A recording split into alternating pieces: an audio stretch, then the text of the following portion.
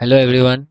आज का क्लास है संस्कृत चैप्टर 2 पाटलिपुत्र वैभव।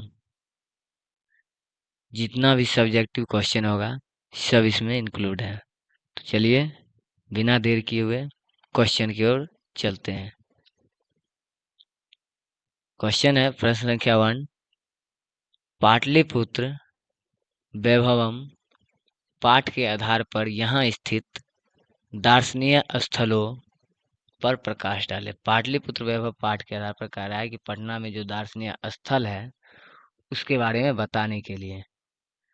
सबसे पहले इसका उत्तर लिखने से पहले कहेंगे गंगा नदी के पवित्र तट पर बसा पटना अपने दार्शनिक स्थलों के लिए प्रसिद्ध है। गंगा नदी के किनारे जो पाटलिपुत्र बसा हुआ है वो अपने दार्शनिक स्थल के लिए प्रसिद्ध है। क्यों प्रसिद्ध है? कि इसे देखने के लिए विदेशी पर्यटक भी सालों भर आते रहते हैं। विदेशी पर्यटक भी यहाँ पर आते रहते हैं। और प्रमुख दार्शनिक स्थल क्या क्या है? संग्रहालय है, उच्च न्यायालय है, सचिवालय है, गोलगिरी है, तारामंडल है, जैविक उद्यान है, मौर्यकालिक अवशेष है, महावीर मंदिर है और गुरु गोविंद सिंह का जन्म स्थान गुरुद्वारा भी पटना में ही है। साथ ही पटना में गंगा नदी पर बना गांधी सेतु एशिया प्रसिद्ध सेतु है। उक्त दर्शनीय स्थल ऐतिहासिक, सामाजिक एवं सांस्कृतिक महत्व रखते हैं। ये सब पटना का सुप्रसिद्ध दार्शनिक स्थल है। ठीक है। अगला क्वेश्चन कह रहा है चंद्रगुप्त मौर्य के काल में पाटलिपुत्र की रक्षा व्यवस्था कैसी थी? चंद्रगुप्त मौर्य जिस समय शासन कर रहा था उस समय जो है सो पाटलिपुत्र का रक्षा व्यवस्था कैसा था? तो उत्तर होगा चंद्रगुप्त मौर्य के शासन काल में पाटलिपुत्र की रक्षा व्यवस्था अत्यंत उत्कृष्ट थी, मतलब बहुत ही अच्छा थी।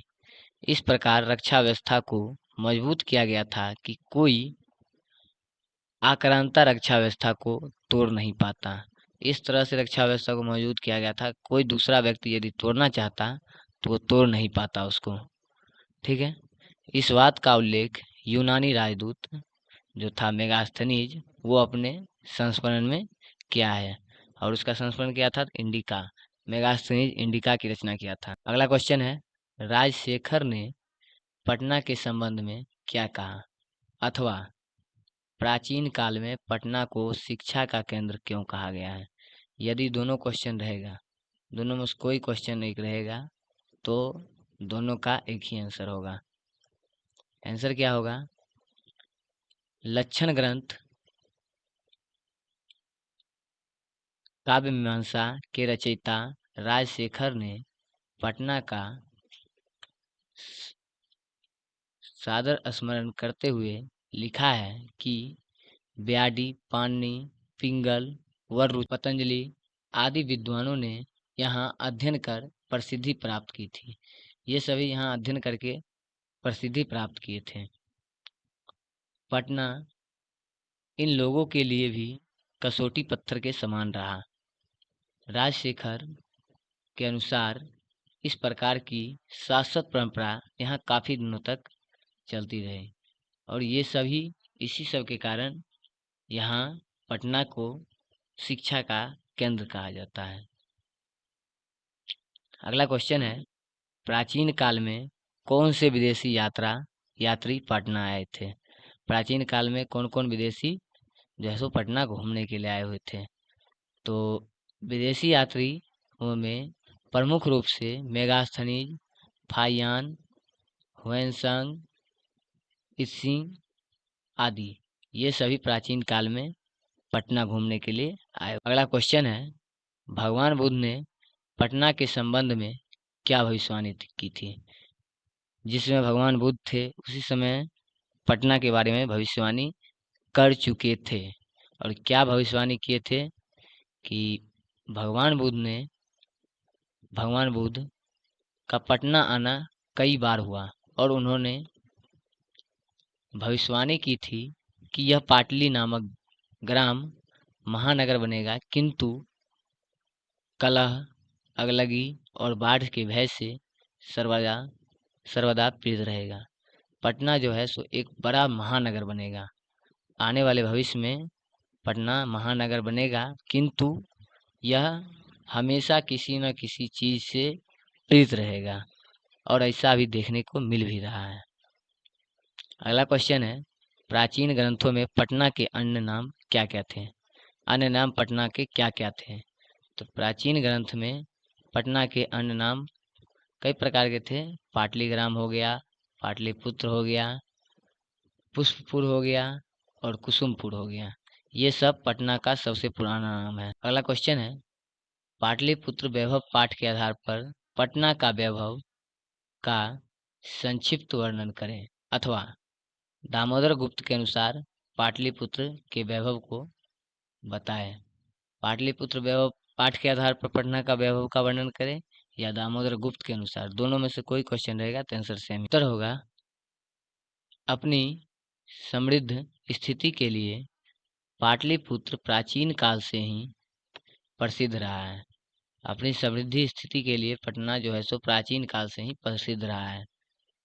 दामोदर गुप्त ने अपनी रचना कूटनीमता नामक काव्य में भी कहा है कि पाटलिपुत्र पृथ्वी का तिलक, विद्वानों का घर तथा स्वर्ग से भी सुंदर स्थान है। क्यों कहा था विद्वानों का घर? क्योंकि यहाँ से, पटना से बहुत सारे विद्वान जन्म लिए थे। ठीक है। यह नगर सम्राट अशोक के समय अत्यंत समृद्ध था।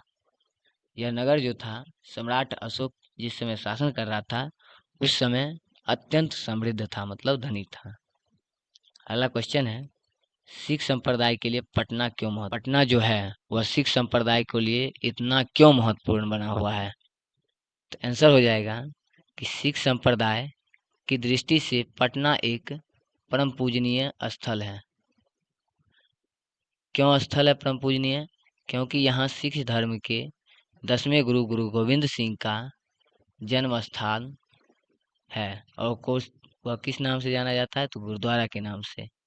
यह स्थान गुरुद्वारा के नाम से विश्व में प्रसिद्ध है और ये पूरे विश्व में गुरुद्वारा के नाम से प्रसिद्ध है और यहाँ पर देश विदेश के सिख धर्म के लोग और अन्य धर्मों के लोग भी तीर्थ यात्रा करने के लिए आते हैं।